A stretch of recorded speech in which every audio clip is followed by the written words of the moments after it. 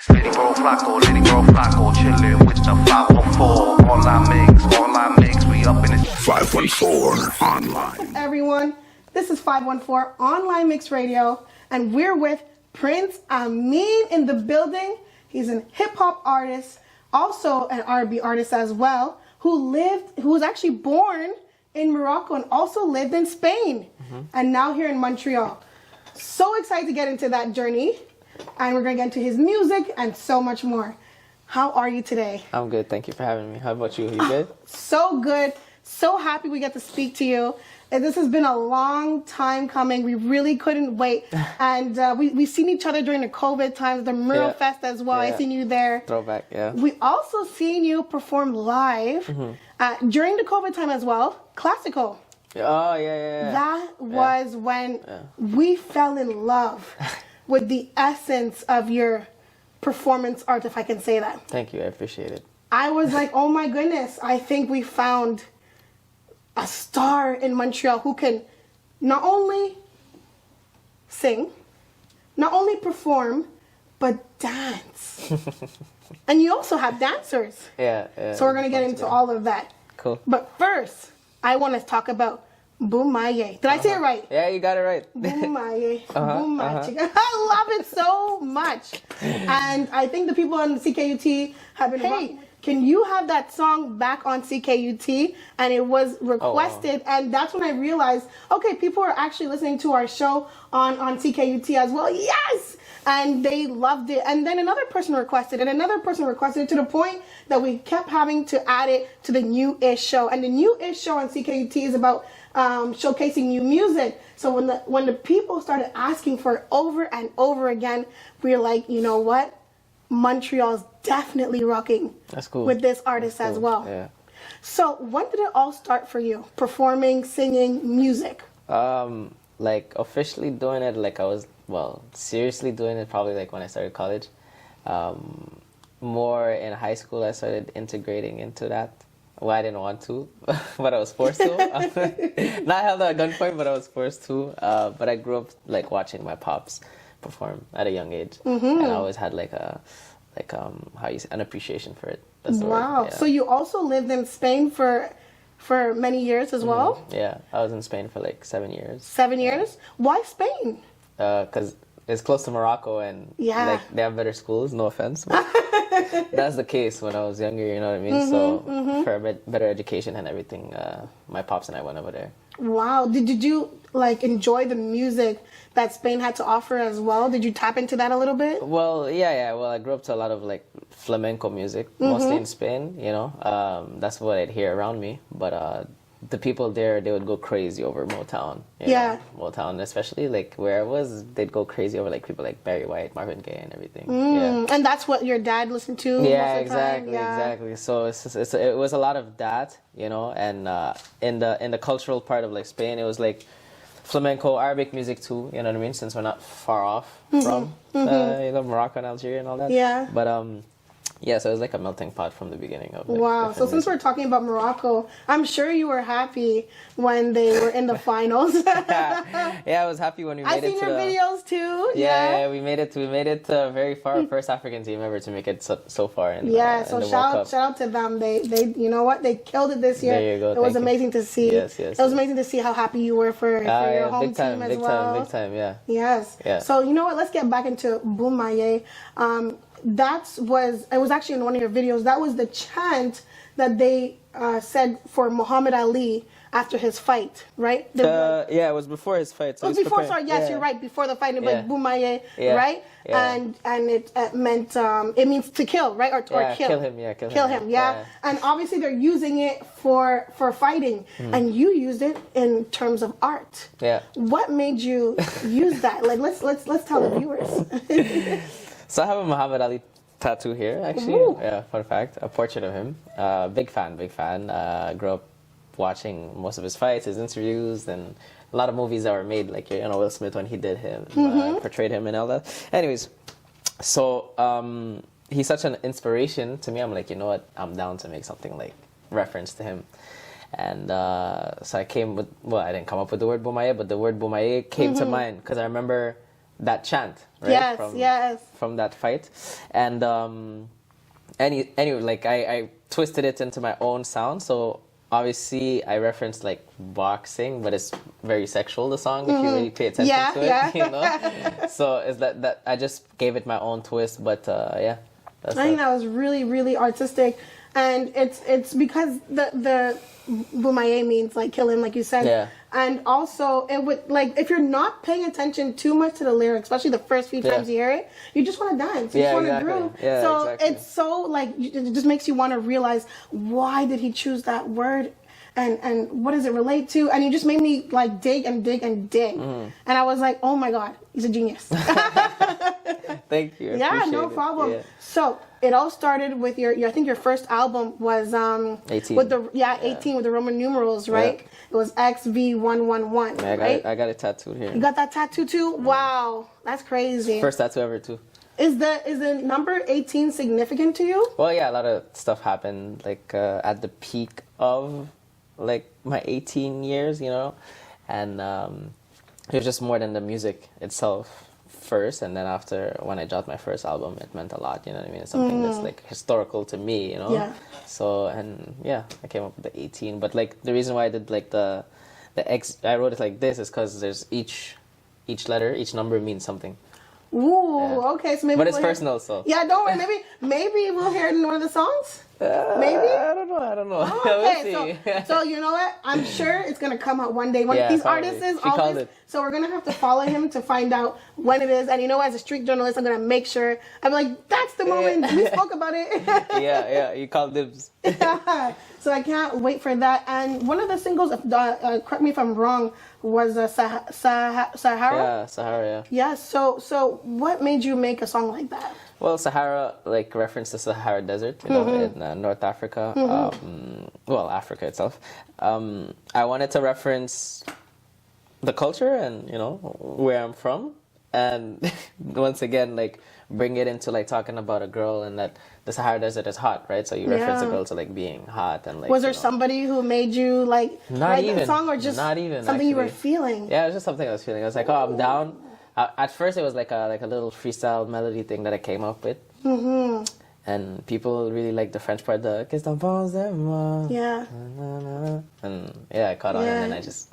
Well, you definitely there's like so many tracks that you made that a lot of just sound so amazing. Thank you. You even did, I think it was like a few months or years before, 20 tracks in 12 months. Yes. That is crazy. Where do you find the time to do such work? Well, it was just, to me, it was like free bands. It was like easy, you know what I mean? Because like I love writing, you know what I mean, and I have the utmost passion for music, right? And I challenged, because during the pandemic I didn't drop anything, right? So I wanted to challenge myself to, like, okay, let me try to be consistent monthly. So it became from 1 track a month to me releasing 2 EPs within that year as well, and counting that as a single. Like not making any tracks to doing that. To doing that, and that's how it came up. All of that led up to me dropping, like, I think till now is my favorite project so far. It's called More Life. And when I dropped on my birthday with, like, features, I felt like that was the most honest project that I've ever dropped. Like on terms of lyrics. Being personal, like relating to it, because I noticed there's like 2 different kinds of artists. There's artists who make music because it's their lives, it's their experiences, and there's some artists that were inspired by a story or inspired by an event, and you kind of tap into both of those. It was like mostly like just growing, like, throughout. It's basically like a narration of, like, from beginning to end, like beginning to present. Sorry. Oh my goodness! Yeah, so you're a storyteller. Yeah, in a way. Little bit. I like to tell stories. It's fun. It's like, without you actually being in front of the camera and saying a story, your music, even the way you move and do things, it's like really a story. You know. Yeah. And oh my God, there's just so many things I want to get into. I'm so excited that you're here. Thank you. Let's tap into your name, okay? Yeah. I'm sure I'm not the only one, but when I first seen your name written, I thought it, and I think I've seen an interview as well. I thought it was Prince Anime. Am I the only one who got that? No, what's funny is that mostly like American interviewers think it's anime. I'm like, because we're not really reading, guys. We're not reading. We're not taking the time to like look at the letters, you know. Yeah. And we just see like just the word itself, and it looked like the word anime. So I'm sure I'm not the only one who gets No, that. you're not the only one. I get it a lot. Even to this day, like some people they would do, oh yo, Prince Anime. I'm like, huh? Yeah. Where did the name Prince Amine come from? Well, Amin's my real name, right? Yes. The Prince part is a nickname, but like because my dad, that was like his name, and I'm the first child, so like it came to a nickname as if like I was the junior. Okay. But how it came up is like I think I was in my fifth grade, sixth grade, about to start high school, right? Wow. I wanted to create a Facebook account, but I didn't know what name to put. And my dad's best friend at the time, he says, "Oh, why don't you just put Prince Amin?" Oh my goodness! And I'm like, oh, it sounds nice to hear too. And actually, that's where it came from. Yeah. Oh man, that's really interesting. So your dad was the first prince, pretty much. Yeah. Wow. Well, second after Mr. Purple Rain, for sure. Oh yeah. Oh, okay, that's true. No, my dad's older than the real prince. Okay, so I guess my dad's the OG. There you go. Oh man, that's amazing. Yeah. So you performed for numerous artists. I actually read that in your bio as well. Correct me if I'm wrong. Young M.A is one of them. Mr. Easy. And I'm sure I have some more. Daju, Matre Gims, right? Did I say that right? Matre Gims, yes. And wow. Yeah. That is under your belt. So I'm sure with just that alone, it shows that there's so much more to accomplish for Prince Amine. Yeah. What was your greatest accomplishment so far for 2023? It's still early. We're in March for the people who are watching this. It's still early. But what was your greatest accomplishment? This past year? Yes, this past year, 2023. And it doesn't have to be related to art. I feel like it's like a lot of people don't mention it enough, especially men, but I feel like being a lot more mentally stable. Yeah. Wow, that is true. Not enough. Wow. I can relate to that. Yeah. I don't usually do that, but I just had to tell you, I relate to that right there. That is so important, especially for artists as well. I feel like artists have the least amount of help, mental health help, when it comes to being an artist. Where the programs that artists have when it comes to like mental health, you know what I mean? We see things like that for teachers and for even for firefighters, for policemen. But artists, you're always constantly moving at your greatness with high pressure and stress. So I think that's really important that you mentioned that. Wow, that's amazing. One of the accomplishments that I've seen that you achieved was Artist of the Year. Oh, yeah. Shit. That is big. Yeah. That was, I was shocked, honestly. It was, and you also mentioned it on the stage in front of everybody as well, too? Yeah, it was on my birthday, too. It was my, 21st? Happy birthday to you. Thank you. I think it was my 22nd birthday, if I'm not mistaken. 22nd, yeah. Or 21st. One of those, I don't remember. But they came with a gold plate, and I was like, what? Imagine getting that, as an artist and as well, and you're just like still fresh in the game, and wow, that's amazing. Well, congratulations on that. I really want to congratulate you in person on that, and I think that's just amazing, especially because you're from Montreal, it's amazing. So let's get to the classical event. You see, I'm jumping around here because I have these notes, but I didn't really need them. It was just you're natural. Yeah, it was also because I admire your journey and your performances. Thank you. When I first saw you, it was at classical, and I just gotta say this again, I was in awe with the way how the crowd was like trying to mimic your moves. I didn't see that. Yeah, they were like dancing with you. Even me, I was dancing. I was dancing. Fizzy was moving. Fizzy was there too, and I was like, this guy, I haven't seen anyone like this in my city who actually like just can dance, sing, and you went out of breath. You know what I mean? Cardio. Yeah, cardio. That's what I'm telling you. The trick is don't smoke. Wow, look at you. You see? See, you're dropping some gems too. We're definitely going to need to let them know. And how important is it for you to just work on yourself, work on your body before performance, or do you like to relax, or what do you do before performance? Sorry, let me rephrase that question. I don't talk as much, so like for my voice, I drink tea.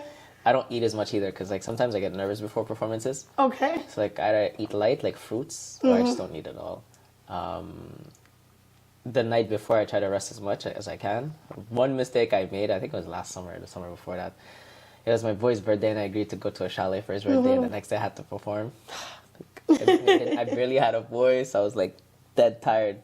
So, but it's try to be responsible with my schedule like the day before or two, you know. So make sure I'm like top shape. And usually like I exercise. Cardio I don't do as much because I used to run a lot like back in high school and college as well because I used to play soccer.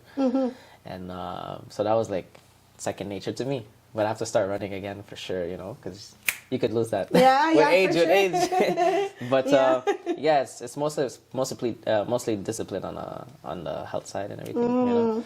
And when it comes to music, so far I've been doing good. I don't forget my lyrics. Like Yeah. Knock on wood. I don't know but knock on it. Yeah. yeah, no. Back then when I used to perform, sometimes I'd like blank out on my lyrics. Yeah. But not because of the anymore. stress of the. Yeah, exactly. Yeah, you get yeah. used to it with like the experience. And everything. Yeah.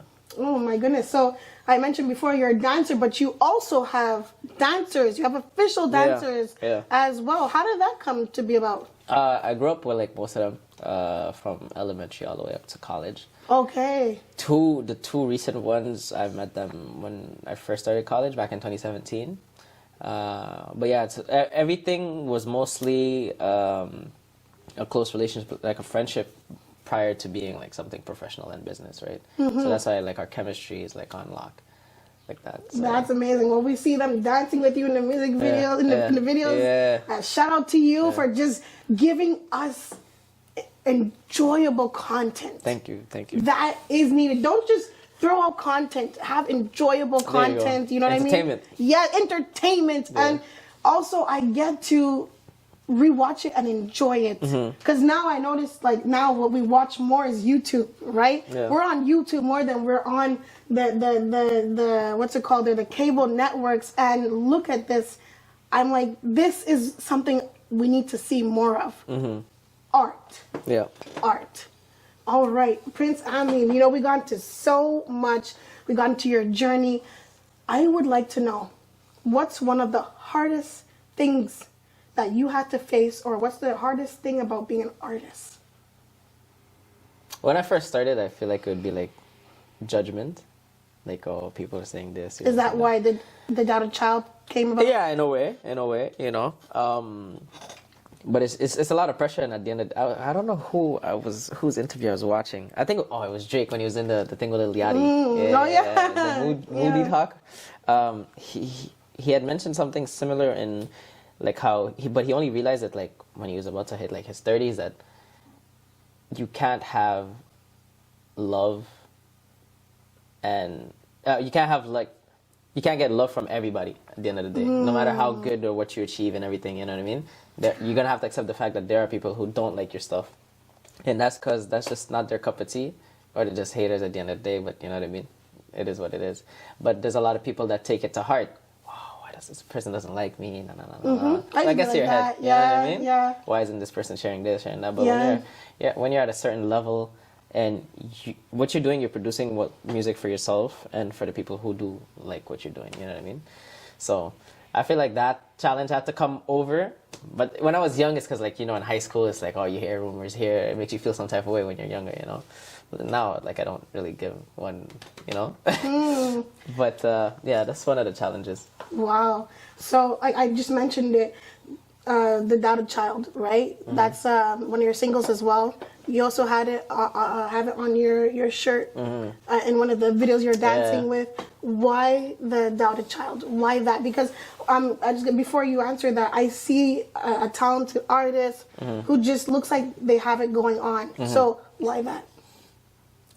See, it comes back to the thing where not everybody loves you. You know what I mean? And I felt like with all the work we were putting in but this was like back in between 2018 and 2020. All that work we've been putting in and how we stand out as a group. You know what I mean? My manager, like the dancers, and myself, and the work we put in, how good it is. You know what I mean? And like people still find something to say or try to block you from getting anywhere, you know. Your what I mean, blessings, city, yeah, you know? yeah. So that's how in my head it's like, yo, people don't give credit when it's due. And when it got to my head, it's like when I was in Atlanta working on Daughter Child, which was the album, and I was also like doing a little tour, and then it came to mind because I was scrolling through like internet to see what's going on back at Montreal. And I saw some people like passing like some hateful comments towards this one artist that I know. I won't name names, but like he was doing an opening act, and people just found whatever reason to be shaming that person. You know what I mean? So, and then I'm like, damn, why are your own people doubting you? That's where the word doubt came. And then how child came is because when I was still in the States, at the time when you're under 21, you're not legal, right?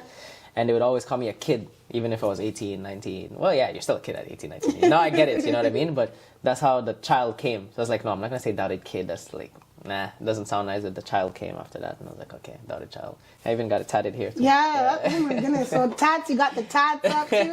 Wow.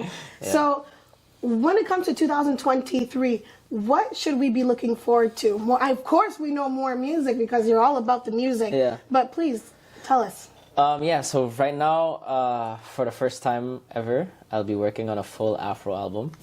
Yeah, just mainly focus on Afro. So I can't wait for that. All the energy, everything put into that. My heart's so excited. Wow. So it's like Bomaye times 10. Yes. The listeners on CKT and 514 Mix Radio are going to be super happy for this. I hope so. I'm going to let them know that it's coming before the interview drops. There you go.